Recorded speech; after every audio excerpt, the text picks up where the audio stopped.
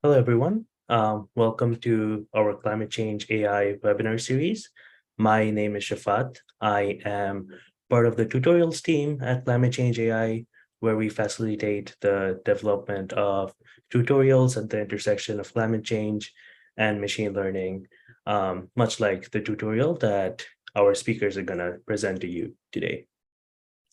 Um, for those of you that are attending one of Climate Change AI's events for the first time, we are an initiative that fosters impactful work at the intersection of climate change and machine learning by providing education, infrastructure, community building, and advancing discourse in the area.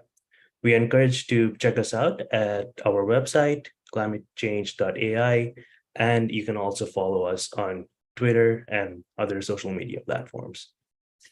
I would also like to give you some details about different initiatives that we have. We offer a lot of digital resources, and we coordinate a range of events, including summer schools, conferences, workshops, webinars, and meetups. We also provide grants to support projects all over the world, and we are also actively engaged in policy discussions at different summits around the world. Additionally, we bring together a vibrant community that stays in touch through our website, through our social media, and through our community platform that you can join as well. So at community.climatechange.ai, you can go sign up, and being part of the community platform, you'll gain access to valuable information about CCAI and also the opportunity to connect to people interested in different fields within the climate change and AI domains. We also have a blog, which we post to periodically. The blog is somewhere you can go to find out about what we have been up to, what our team members have been up to. So we post a lot of articles that from a wide range of topics, including research applications and presentations from our team. Besides our webinar, our social media and our website, you can also sign up to our newsletter at climatechange.ai/newsletter.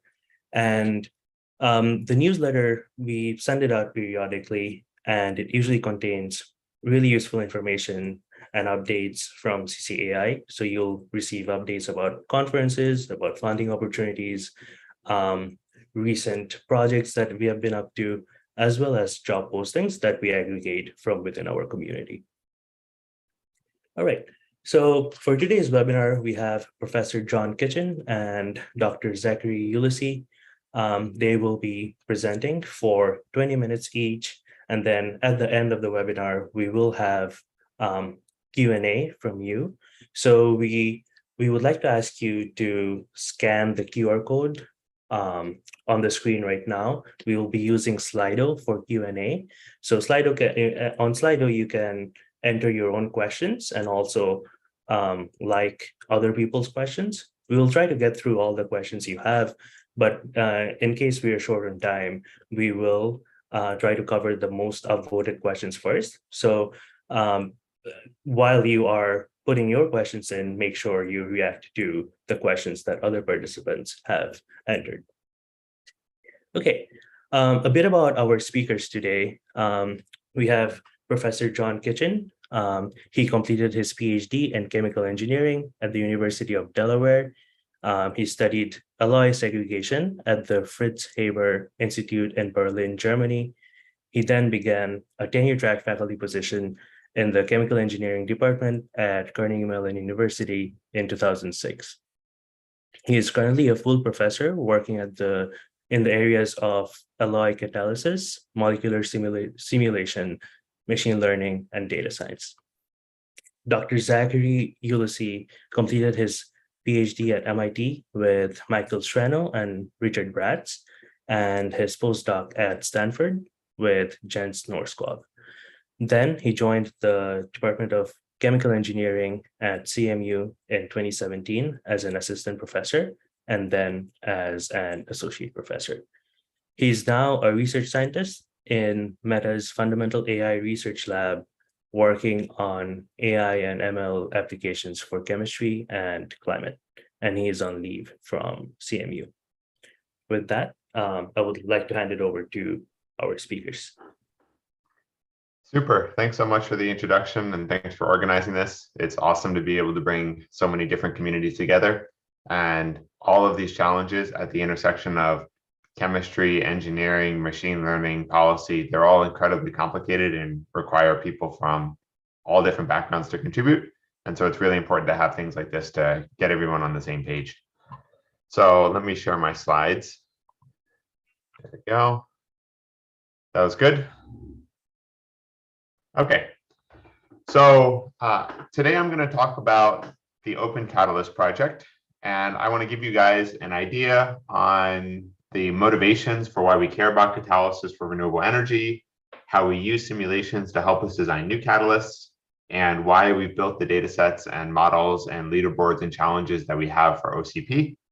And this is only about 20 minutes of background.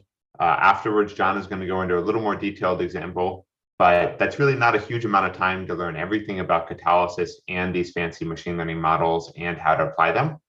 And so I just want to give you an idea of the motivation. And then if you're excited about anything or you want to learn more about the machine learning, there'll be plenty of links and opportunities for you to learn more afterwards. And we're always happy to chat offline.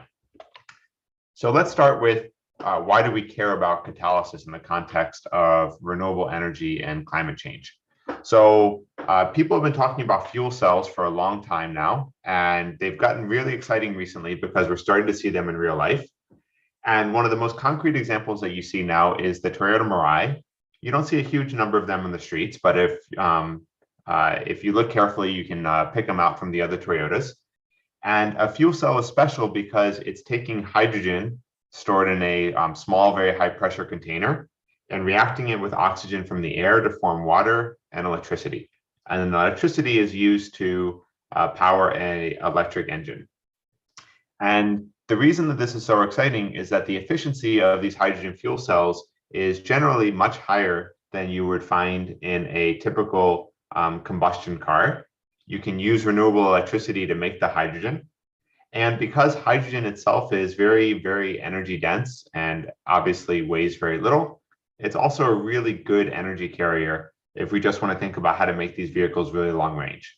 And so there's a lot of different possibilities to electrify vehicles, but one area that a lot of people are excited about is hydrogen fuel cells. This is a little bit less popular now than it used to be, but it is still one of the predominant strategies that people are thinking about for how to electrify the trucking sector, because long haul trucks are really, really hard to electrify with just batteries. So how does a hydrogen fuel cell work?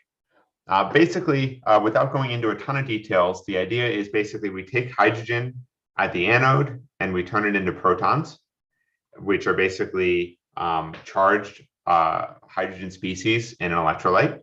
It crosses a membrane and then it reacts at the cathode. Let's see if I can get my little laser pointer. These protons go over and react at the cathode along with oxygen to form water. And because the anode and the cathode are connected as part of an electrical circuit, the electrons are basically flowing around and we can do work with those electrons. So a lot of the magic goes into how do we design this cathode surface. And I'm going to talk a little bit about basically the chemistry that's going on here. Basically, we're taking oxygen and protons and we're reacting them at a metal surface. For example, like platinum, I'm going to go into why we care about platinum. And then the goal is to turn that into water and electricity that we can do work with. So catalysis is a really interesting materials design challenge because we need to think about a lot of things happening at the same time. So let's just think about the cathode side of this. We're going to take an adsorbate, which is basically a molecule or an intermediate that's going to react and adsorb onto the catalyst surface. See this thing come down? Should play a little movie. Sorry, there you go. Okay, so this oxygen is coming down and adsorbing onto the surface. And then we see protons coming from the electrolyte phase coming and reacting. We just form one water molecule, and then we'll have two more protons coming down, and eventually we form another water molecule, and this whole thing leaves. This is one of many possible mechanisms that you can think about for this reaction. I've also neglected a lot of the details about where are these protons coming from, what does the electrolyte look like, where is the water, where is the charge. These are all really interesting scientific and chemistry challenges. But overall, we see that we have completed the overall reaction. We took an oxygen O2, we added 4 hydrogens, we ended up with 2 waters. That's the overall idea. This is the picture that you should have in your head. And the goal of things like the Open Catalyst project is to basically be able to simulate processes like this as efficiently as possible. A typical simulation of a 4-step mechanism like this might take many days on a really, really fast computer using the sort of workhorse code like density functional theory to run these simulations.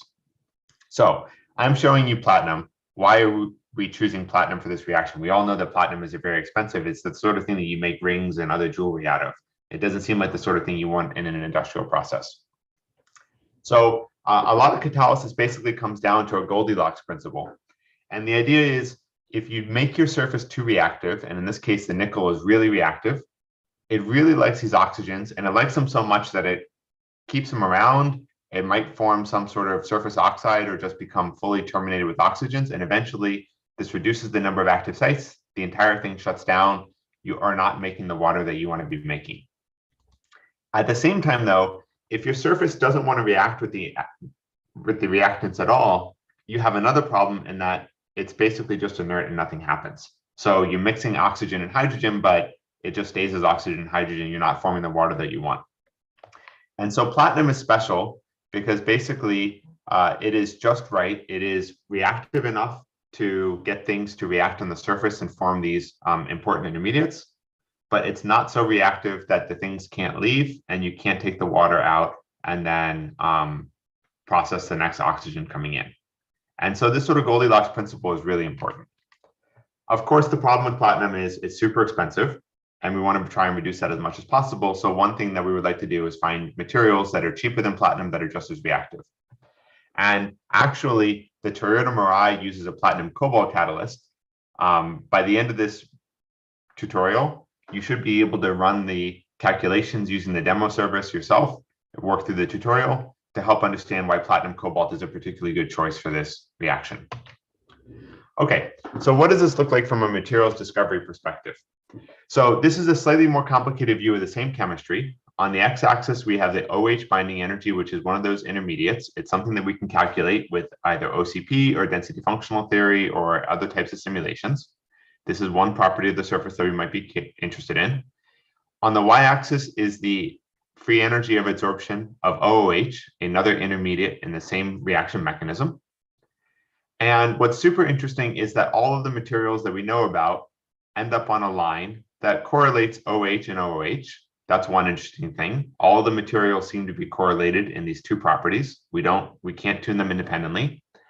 And the second really interesting thing is the color map on this is basically the overall activity or the efficiency, you can think of it either way, of this process as a hydrogen fuel cell. And the best possible materials would actually be down here to the bottom right of where all the materials align. So if I could make a magic catalyst, I would find a material that has a free energy of adsorption of OH of about 1.25 and a free energy of adsorption of OOH of about 3.6, 3.7. And if I could design a material like that, everyone would get very excited, and that would be the next hydrogen fuel cell catalyst. So there are two strategies that people use to optimize a material in this context. The first thing we can do is we can say, well, everything happens to lie in the straight line. And if I look at where this line is most active, right, if I just scan along here and say, where are the areas that are most close to the red, then the best materials that I could optimize would be around 0.9 electron volts in this region. And it just so happens that platinum is right around here. That's a pretty good understanding of why platinum is so interesting for this reaction. So that's one strategy. We can move up and down this curve, just focused on the OH binding energy, and then try and find something near this peak.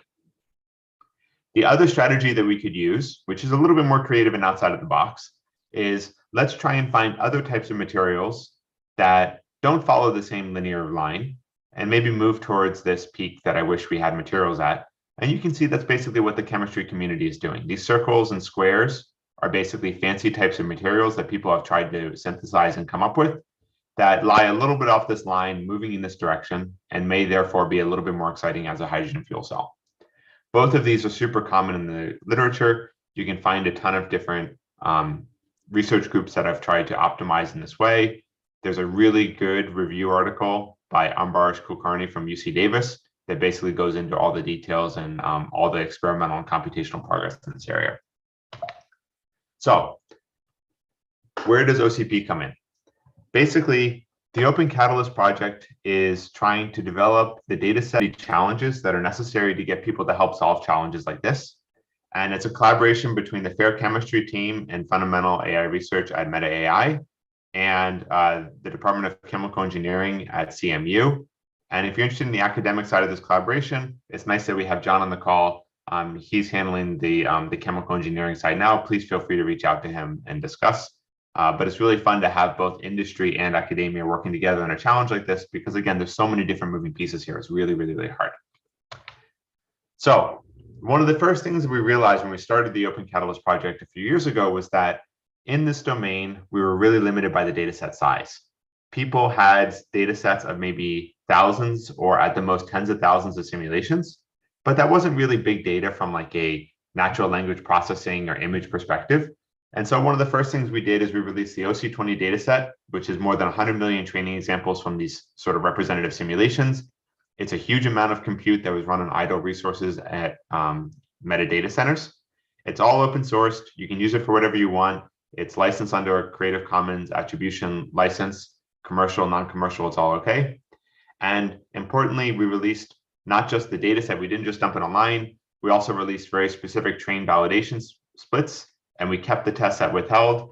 If you have some cool model that you think is fun for this challenge, you send us your predictions for the test set, we verify, and then we post on the leaderboard. I'm not going to go into a ton of details of the OC20 dataset, but I'm happy to answer questions afterwards. I will also say that there was a second dataset that we released that's useful for a different type of chemistry, oxide chemistry, which is really cool for things like making the hydrogen in the sort of fuel cell scenario that I talked about before. Again, this is a little bit in the weeds on the chemistry. So what does this data look like if you're interested in trying to build models or use this for yourself? It's basically a ton of single point DFT calculations. By single point, I mean it is a calculation that was done to understand the electronic structure of a system like this, and it was a static snapshot of the energy and forces of that configuration.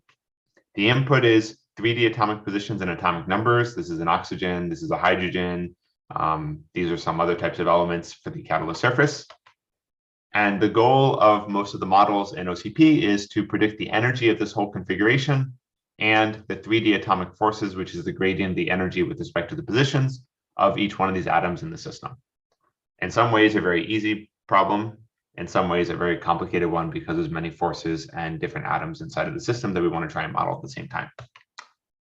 The predominant method that people have used for the most competitive models on the leaderboard right now are a class of ML models called graph neural networks.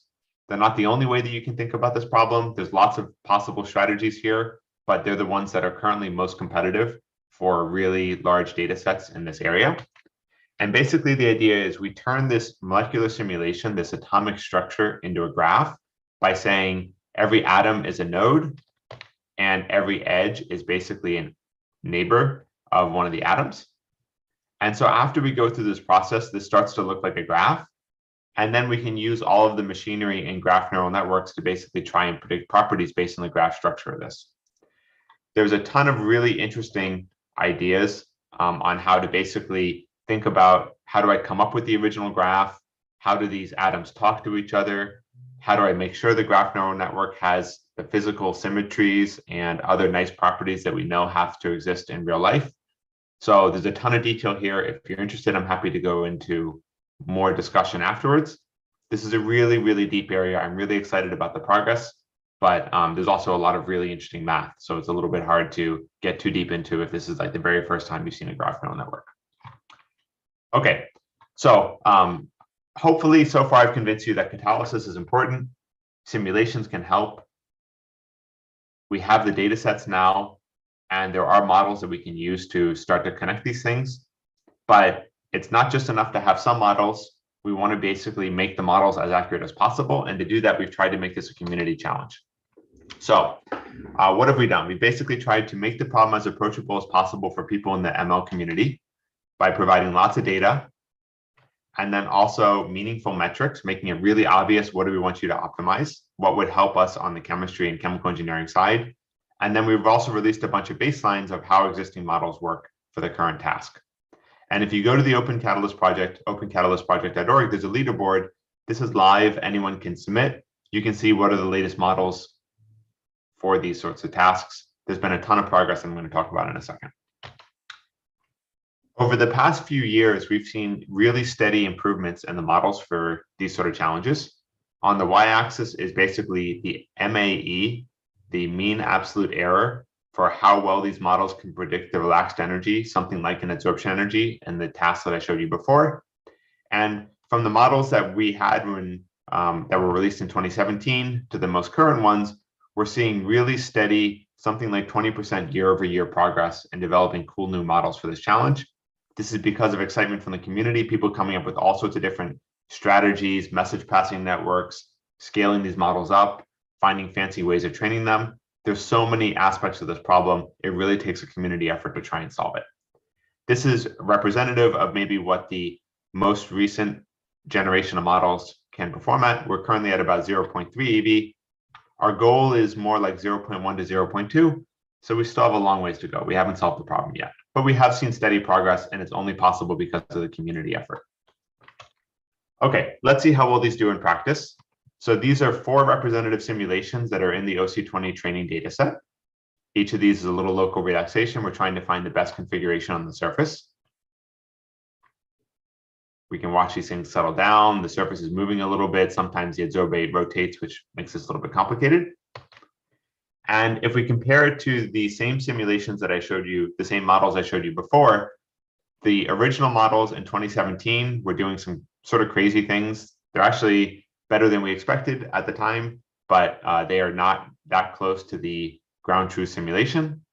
The most recent models like ESCN and other recent ones like Acroformer are actually starting to look pretty darn close to some of these calculations, and that's getting pretty darn exciting. So again, we haven't solved the problem, but we've made a lot of progress. We've also tried to make this more accessible by releasing a demo. Anyone can go to this website, open-catalyst.metademolab.com. And there's basically a UI and a website that will basically walk you through how to run one of these calculations using one of these models for yourself on an arbitrary catalyst surface. And as part of that, we released 2 different case studies, one on nitrogen reduction reaction, which John is going to walk you through pretty soon, and a second one very related to this talk, basically designing catalysts for hydrogen fuel cells. So this basically walks you through all the steps that you need to understand why platinum is cool and why platinum and cobalt is exciting. And at the very end of this case study, basically I go through and I show why platinum 3 cobalt, this 100 termination, is so interesting.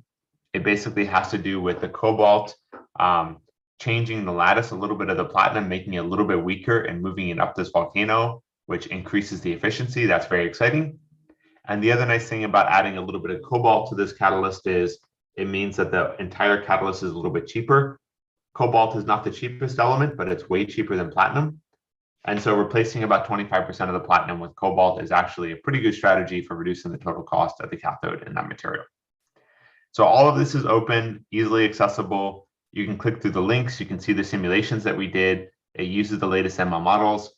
Again, the models are not perfect, but they are moving rapidly, and we'll try to keep this online and updated as new models come out so that we can see how things move forward.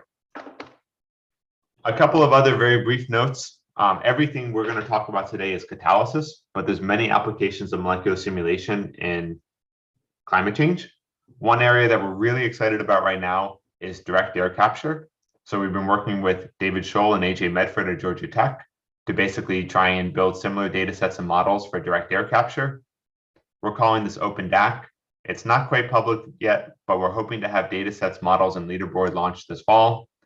If you're interested, feel free to shoot me an email or ask offline. We're happy to discuss, but the goal is basically to try and get similar community efforts to solve challenges in the direct air capture space. Wrapping up, this is a huge community effort. There's been a ton of people on the FAIR side and CMU and collaborators at places like the University of Toronto and Georgia Tech that have made problems like this possible. It involves a lot of moving pieces. All the details are on the website opencatalyst.project.org. And we're currently hiring for people who are excited to be at the intersection of chemistry, machine learning, and climate. So if you're interested, feel free to shoot me an email or reach out to me on LinkedIn. So with that, I'm going to turn it over to John, who's going to go through some more details on how to use these models in practice and some of the sharp edges that you might encounter. All right, thanks, Zach.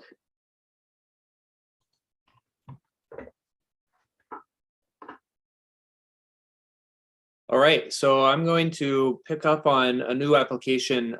Zach talked about fuel cells. So I'm going to start with this paper that that the whole example I'll show you is based on in nitrogen reduction. And the motivation for this reaction is really an ammonia synthesis. Ammonia is one of the biggest chemicals on Earth and uses a tremendous amount of energy right now. So finding new ways to make ammonia, especially electrochemically, on a more efficient catalyst is pretty desirable. So let me walk you through what is required to do that and what they did in this paper specifically. So they were interested in looking at intermetallic compounds here. These are A3B metals, for example, palladium molybdenum or copper tantalum. And they looked at 29 different structures, and then they looked at all of the intermediates for ammonia reduction on the surface. Now, the reason this is somewhat challenging, you can see already, here's a surface that looks like some yellow atoms, some green atoms. You have sites that are all green, some that are a little bit of yellow, bridge, top. And then you have 11 different intermediates you might want to look at that you have to find the most stable arrangement on each surface so that you can do this analysis. And then you have to do that 29 times for all of the different intermetallics. So that's sort of the nature of the problem they describe. In this figure here, they have all these different ways that you can put adsorbates on the surface. You want to find the most stable one on each one. And then eventually what they do is come down to the very end. This figure on the bottom here is what we'll try to reproduce in a moment, which is a scaling between N and H as an adsorbate and H. And then what they found is if you're in this region, you're a material with good nitrogen reduction. But in this region, you generate a lot of hydrogen, so it's not very selective. So I'm going to go through a tutorial that we prepared to show you that. And I'll start here. I'll paste this in the chat if I can find it. And we'll put it on the YouTube video later. So it's at opencatalyst.project.github.io/tutorial. And that will take you to an introduction that will show you kind of step by step how to do everything. I'm going to skip the first part, but in here it also shows you some information about all the models that are available, some of the data sets and tasks. These are the checkpoints I'll get to that you can just download these and then use them in a model. Each one of these refers to one of the models Zach mentioned, trained on one of the data sets or subsets of data that have been used. Okay, so I'm going to go straight to the alloy surfaces. And I'm going to walk through essentially the code that is required to do that, to give you a real hands-on feeling for what is involved. This is an alternative approach to the API service that Zach showed. This is what you would do if you were going to write code to do these things yourself in a Jupyter notebook or in a Python script. So this is all Python. The first part of this is just importing all of the libraries. OCP calculator is a utility that is provided by the OCP projects that allows you to use the atomic simulation environment to set up geometries and then use OCP to get forces and energies. And the rest of these are just libraries and functions we'll use a little bit later. The main way that you use OCP is to download one of these pre-trained checkpoints. So this one will use the GemNet model. You could download other ones for ESCN or Equiformer, or if you wanted to go to an older model, you just choose the appropriate string And this will download a checkpoint that gets used by the calculator. It contains all of the weights and other parameters that, that the model needs to make a prediction for a particular geometry. All right, I mentioned this paper. We're going to eventually reproduce figure 6, which means we need to get all of the hydrogen adsorption energies and all the NNH adsorptions across all of the different surfaces, and then find the most stable arrangement on each of those surfaces, and then make a plot for each one of those in there. So that's sort of the idea where this is headed. Now, in the OC data is another kind of package that's part of OCP. We provide some convenient pickle files that have adsorbate geometry. So here we use that file to generate the slabs later. And this file contains information. So we can, for example, choose an OQMD ID. That is a label from the OQMD bulk database for a particular material. We can use SMILE strings to represent the adsorbate. So here's our NNH, here's our H. We can generate a bulk from that bulk ID, and then we can generate adsorbate geometries and create slabs that have from those materials. So this is an example of taking a bulk ID. This one is silver 3 palladium. We generate a bulk structure, and then from the bulk, we generate a 111 slab, and then we have a surface. Once we have a surface, then we need to find all the potential placements. So there's two ways we can do that in code. One way is a heuristic, where we can build a graph of the surface. We can find the bridge sites, the top sites, the hollow sites, and then use those that as a heuristic, because we know those are common sites to place adsorbates. But we complement that with a random approach, where we generate a couple of just random adsorbate placements, and we're just going to let a geometry optimizer do its work and tell us whether any of those are better than the heuristics or not. That's important, especially for bigger adsorbates like NNH, where you don't know in advance what the best rotation will be. Adding some random placements increases the probability that you find a really good one. All right, so we have a heuristic slab placement here. We have some random ones here, and then we combine these two, and we have 13 different placements for each adsorbate on each slab. So 13 times 2 times 29 is a lot of calculations to do. That paper probably took about a year with DFT to run all of those. All right, and this is just an example here. You can see here's a little hydrogen atom, there's a hydrogen atom, here's a hydrogen atom. So we have all of these different surfaces that get generated, and now we take each one of these and run a relaxation with the atomic simulation environment. And so to do that, we have to define our calculator. So this is where we use the checkpoint that we just downloaded at the very beginning. And here we specify CPU equals false, because we had a GPU to run this particular example. So this will download. We've already downloaded the checkpoint. This creates a calculator. Here, if you use this commented line, you can run it on a CPU as well. It just takes a little bit longer.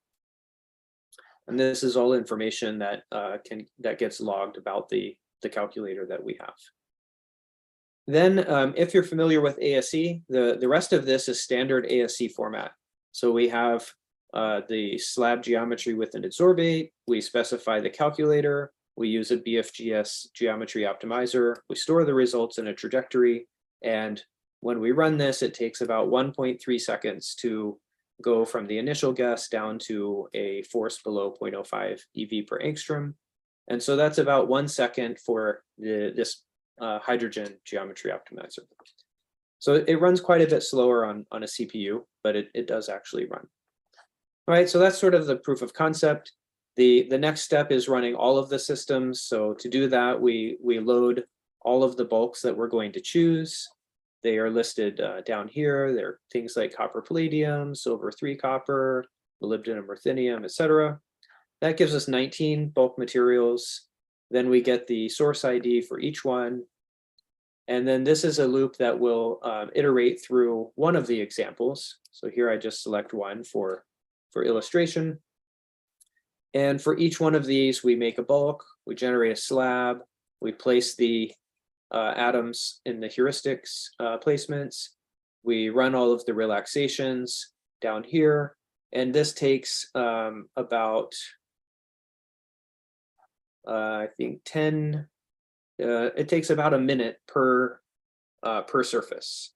So if we do this for all of the surfaces, it ends up taking more like half an hour to an hour, depending on what else is running on your machine. And what this is just showing you is it goes through 9 different hydrogens, 9 different NNHs, and it's storing all the results in a trajectory. And this script here is what runs all of them like that. And if you scroll down to the bottom, you can see the outputs of each one. It tends to take about a minute per surface. And you can see the hydrogens usually take here like 2 seconds, and then the more complicated adsorbate takes 2 or 3 times longer. Okay, so that goes kind of scrolls through. And I'm just looking for the bottom to see what the total time here was. It was about 1,000 seconds. So that doesn't seem too long, but it's too long to watch it run for real. Okay, once that's done, that saved all of the trajectories in the directories that we specified. And so here we just go through the data directory, we find all of the trajectories, read all of the results in. We do a couple of detections for whether the adsorbate dissociated or desorbed, or the surface reconstructed, or the adsorbate intercalated. All of these things can happen in high throughput computations like this. And so we have these functions that are built in for checking that kind of thing. And once we gather all of the data into data frames, then we're ready to make a plot. So the first thing we can look at is comparing a parity plot of calculated energies from the paper and with OCP. So that's done here. And what we see is data like this. So we have predicted energies from OCP, predicted energies from the paper, and we see there's often some like small offset, and that's usually because the paper uses the PBE functional and we use the RPBE functional, and there's just a systematic offset associated with that. If you look at the fine-tuning section of our tutorial, you can fix that by fine-tuning. But otherwise, we see the relative trends are quite good. We have one calculation that stands out as a little bit different. Okay, once we have this, then we can make the other plot that we were interested in, which is plotting the scaling relations between the NNH and H. And here, this is kind of a delta difference. So we see quite good agreement between what we calculate with OCP and what we would see from DFT in the literature. And in particular, you see most of the red ones up here are red over here, and the blue ones here are blue over here. And so this was that dividing surface between NRR and HER as it goes. All right, so that's sort of the main focus of this tutorial is showing you how to go through each of the steps, how to set up all of the calculations, how to run all of the calculations, and then aggregate the results into something like this. You can run the whole example in under an hour, and it takes, you know, maybe a day if you're writing it from scratch to put everything together and coordinate it. But that's still quite a lot faster than probably 1 year to do this all by DFT and do it that way. All right, so I have about 12:40, which seems like about the time we should pause and see if we have questions or discussion. Yeah, thanks, Zach and John, for the wonderful presentation. We do have some questions. Some of these you might have answered already in the presentation, but I'll still ask just so you can clarify. So the first one is, what best practices exist for fine-tuning an MOP on a specific DFT dataset? Yeah, this is a great question because the field is moving so fast, and it's also extremely motivated by fine-tuning large models in other domains like image and NLP and LLMs and other things like that. There's a ton of different strategies that you can use, right? The obvious ones are things like Do you reuse the whole network, or do you replace a little bit of the network at the very end if you want to fit some new property versus what was predicted originally? And the second strategy or choice that usually comes up is, how much of the network do you want to allow to change and adapt, or how much do you want to freeze? If you really, really care about any specific example, any particular data set, if you play around for a while and try different combinations of where to freeze or not freeze and different learning rates, usually you can find something that works particularly well for your example. But one thing that I've seen is, if you just take one of the pre-trained OCP models and you just keep the entire thing free and you fine tune in your new data set, maybe lower the learning rate just a little bit, that's usually actually a pretty robust choice for getting better results than if you had just started from scratch. And it's the fastest one in that you don't have to worry too much about which parameters to tune and how much to freeze or unfreeze. So that's not the optimal one. You can certainly do better. We publish papers on how you can do fancy things to do better, but actually the simple thing has been surprisingly robust. And so that's been my suggestion. If you just want to give it a shot, just take one of our models, train it on your properties instead, lower the learning rate a little bit, but otherwise just use it as a starting point. The only other thing I would add to that is make sure that the data set you're training against has examples of the things you want to be accurate, and that it spans the space you anticipate screening, because otherwise you end up in a sort of extrapolation regime where there's not a good guarantee that it's going to behave. Hey, another question we have is, how do OCP predictions compare in accuracy to traditional DFT calculations? Yeah, that's also a great question. So if we just think about the process that we're using here, right? We're doing molecular simulations at a really small scale and really short time scale to represent what's happening in a fuel cell that has many, many, many atoms, many active sites operating on the hours time scale, maybe, right? There's a lot of length scales and time scales that separate those two.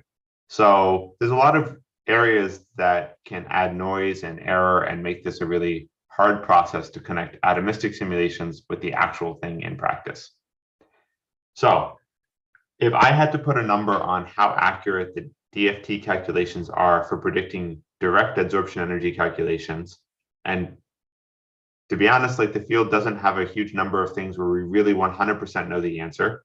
But the number is probably somewhere around 0.1 to 0.2 EV on the underlying error from the DFT, depending on if you change the different functionals. Like, for example, John mentioned the paper he was looking at used PBE. We trained our data on our PBE numbers. So there's a little bit of an offset, and usually that number is somewhere around 0.1 or 0.2 EV.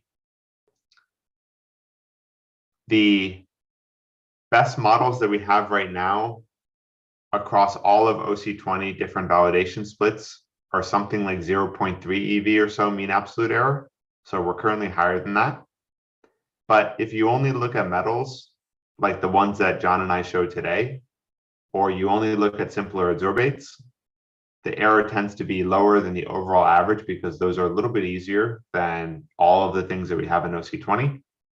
And so the errors that we're seeing in practice for some of the simpler situations is a little bit closer to like 0.2 EV, which is not very far from what you would consider to be the uncertainty in the underlying DFT calculations. One thing that's really helpful to keep in mind, though, is a lot of these design ideas basically come down to, how do I make trends based on things that I know are interesting? So for example, if I know platinum is interesting and a little bit too strong binding, maybe I can find a material that's a little bit weaker binding. And the underlying DFT calculations tend to be a little bit better for that sort of question than just the absolute, what is the property of platinum? And so that means that we can usually design catalysts and come up with trends maybe a little bit more systematically and with a little bit more precision than you would guess if you just looked at the absolute uncertainties in the calculations themselves. And one interesting thing that John and I and others have been thinking about recently is how well do these new fancy graph neural network and other ML models preserve the same sort of systematic trends? And we've seen some correlations, but you really have to be careful about the question you're asking.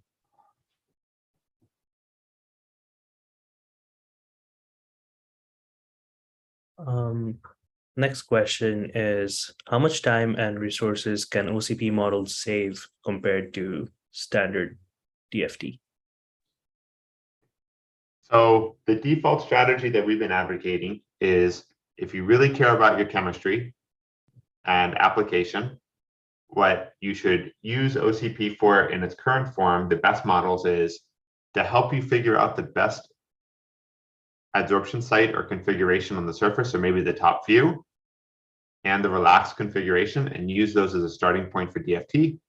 And then if you want to be careful, you should still run a really fast verification simulation right at the very end, just to make sure that the number is what you expect, and to make sure that nothing else happened or it didn't give you a bad configuration or something else. It helps from like a scientific verifiability. I want to make sure that the numbers that I report in the paper are what I hope they are. And if you take that default strategy of, I'm just going to do DFT single points on the top couple of configurations, if you compare it to the brute force approach, like what went into that paper that John showed, it's about 1,000 times faster, because usually there's like somewhere between 20 and 100 different configurations per surface, and each configuration takes 100 or 200 steps. And so on average, we see about 1,000-fold speed up. If you skip the verification at the end, like John did in the tutorial and like I did for the demo, then it's much higher than 1,000-fold. But you lose the verification. 1,000 is really exciting. That was those were results that we started to see last fall, and it's really because the models have just started to get very reasonable in terms of the configurations. Like the ones I showed where I was just eyeballing configurations, like we've seen a really big turn in the past year and a half or so, where all of a sudden the configurations are very reasonable and they're very useful in the day-to-day for things like that.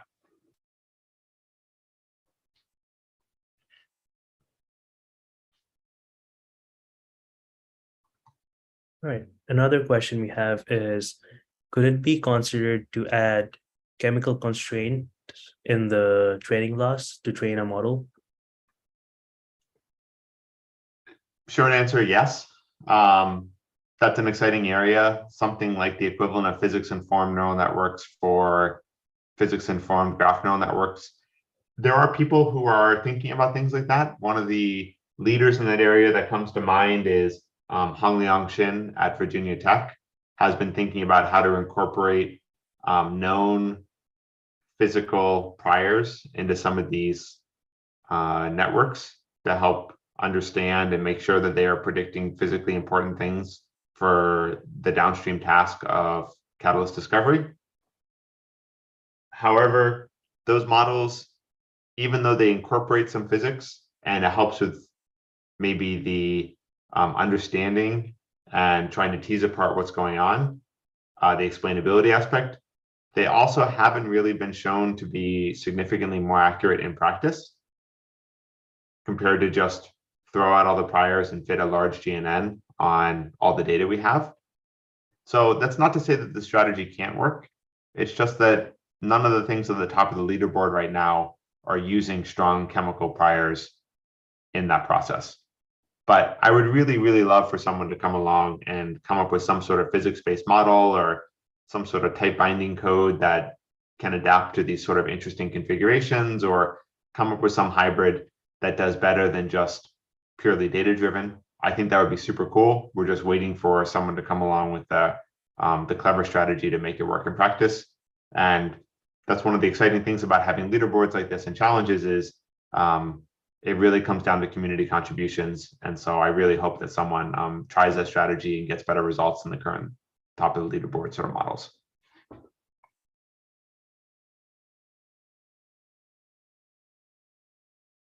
Right. Are there opportunities in discovering new materials or catalysis methods to produce high quantities of hydrogen at low energy costs?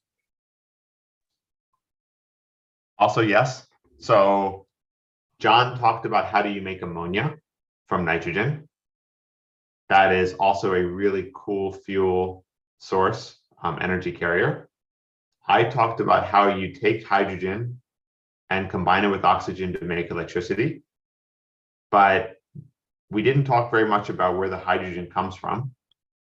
And the standard process for that doing renewable energy is to run an electrolyzer to electrochemically split water into hydrogen and oxygen. And the hard part of that process is a particular reaction, the oxygen evolution reaction, OER. And that's a really, really hard catalyst challenge because the reactive environment is really, really, really harsh. There's not very many materials that are known to be stable at the conditions that people want to run that. And so the best material that people know is a material called iridium oxide. Iridium is way more expensive than platinum. If you think platinum is expensive, iridium is on another level. So it's a really, really, really expensive material, but it's reasonably efficient. And that's one of the other chemistries that we've been really excited about on the OCP side, us and a ton of the community right now. That's actually the reason that we released the OC22 dataset, was to encourage people to build models that might apply to materials like that. So that's still early days. Most of the models and things that we've been thinking about are leveraging OC20 and metals and things closer to what we just talked about right now. But we're really excited about people doing the same thing for oxide catalysis and the OER to try and make hydrogen cheaply. John, anything you want to add on that? No, those are all great points.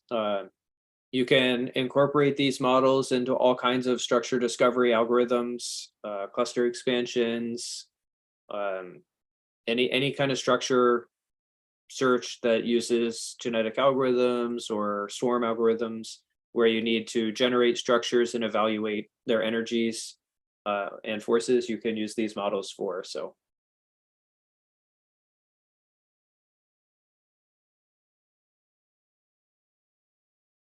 Okay, this last question is about the graph with delta G's and the red well, I'm assuming from Zach's presentation.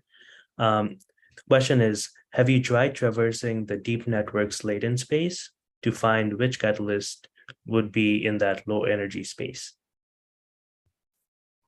Yeah, that's super interesting. So people do things like this a lot in the small molecule discovery space. Like if I wanted to find a small molecule drug that is going to be helpful for some health application, I might come up with a fancy autoencoder and then traverse the latent space, do the optimization there, and then back out what is the structure that corresponds to it. That works really well because people have generative models and representations that lend themselves to that sort of question for small molecules. For inorganic materials, it's been a little bit harder. There are some early generative models and people who have made similar sort of VAE type things, but it's not quite as advanced as it is in the small molecule space. And so people are trying to ask questions like that, directly optimize in the latent space or directly optimize for properties and then create new materials that have them. But I'm not aware of too many like concrete examples. It's mostly been on simpler systems like bulk inorganic material discovery right now. I think it's still super early days for catalysis. And one of the other things that's quite tricky is the space of materials that we can discover with catalysis is in some ways very large because there's so many different combinations and so many different surfaces, but also in some ways very constrained because most of the things John and I showed, they are different facets of a single underlying surface. So you can't propose any combination of catalyst atoms. Like there is some link to what is actually the material being made and how do you expose that thing. And so finding things that are really exciting and optimize the structure and also are synthesizable and something that you can actually take to an experimental collaborator and get them to make is a little bit tricky and lends itself for sort of a forward high throughput screening down select sort of approach. Again, that's not to say that you can't traverse the latent space and then try and figure out why are they cool. But just I haven't seen too many concrete examples of that yet. I would love to see someone do something like that and then pop out the best structures given our models. That would be amazing. We have done something that I'd say is a little bit related, though. We have taken embeddings that describe good catalyst surfaces and then used that embedding to find related embeddings that are similar and turn out to have similar reactivity. So if you know platinum is good, we can take the embedding of a platinum surface and find other surfaces in the OC dataset that are like it. And they have often turned out to be interesting materials and have similar electronic structures. So it's not quite traversing. You still have to have a large enumerated set, but the set in OCP is so large, and we found materials that were very unintuitive to us from a kind of traditional understanding of transition metals. Lots of intermetallics have interesting similar structures.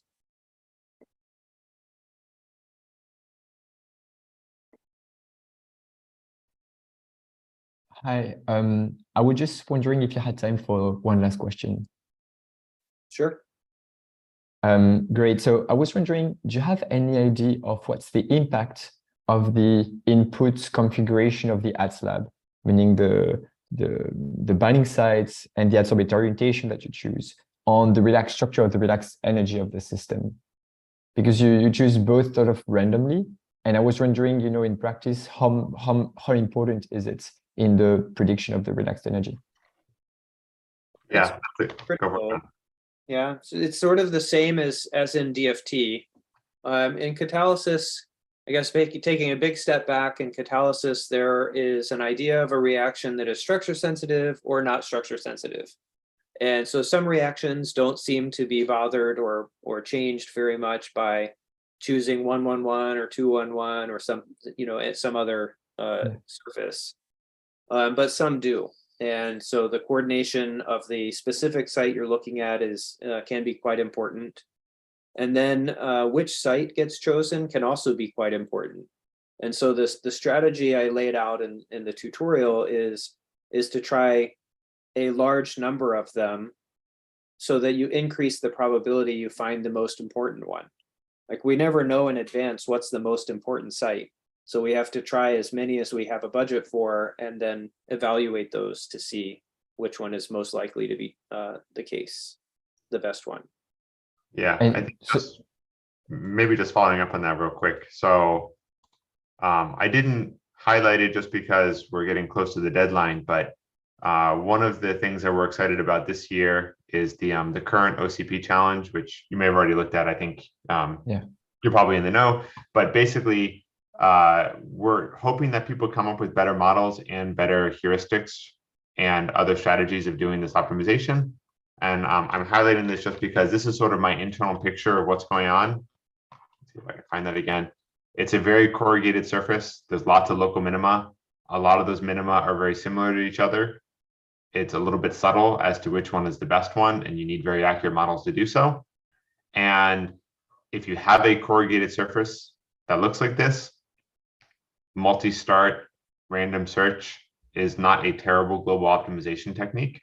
That's like sort of what we've been doing, but it's also incredibly naive and like just the very simplest thing that you could do. But there's all sorts of cool global optimization methods you could use to find this best configuration. And we think our approach is embarrassingly simple right now. And we really hope that other people come up with other clever ways of systematically finding what is the best configuration.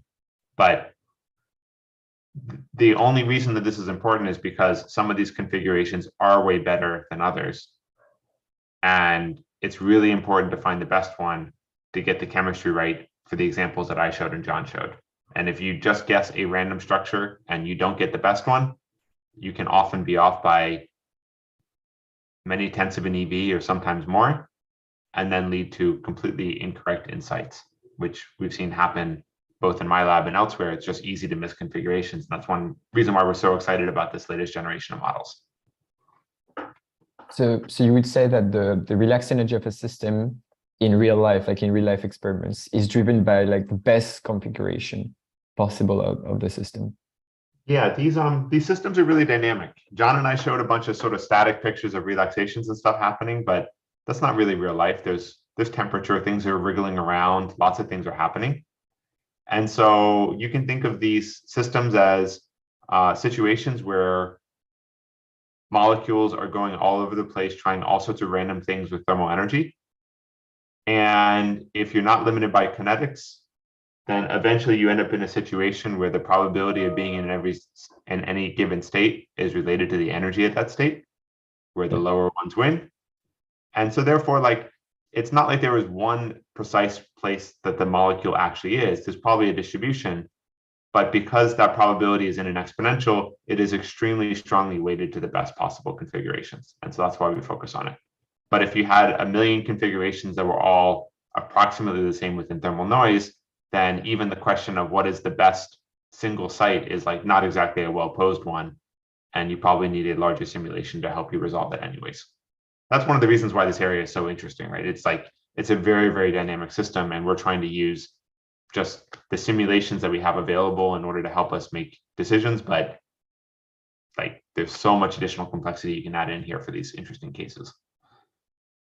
And maybe just one last quick question. So you compute the binding sites using like Voronoi tessellation, and I think, and would it make sense like to have like a simple proxy for that, or just picking a random location maybe on the surface, or just picking a spot on the hollow on any bridge, or, you know, any spot that would make sense? Or is it very important to have this, you know, physics inspired binding site? We do both. Yeah, go for it. In the tutorial I described, the first part is what I described as the heuristic, is using what you described, where you can either triangulate or make a graph or tessellate your surface any way you want. And then it is common for adsorbates to be on high symmetry sites, like at the edges, at the midpoints, etc.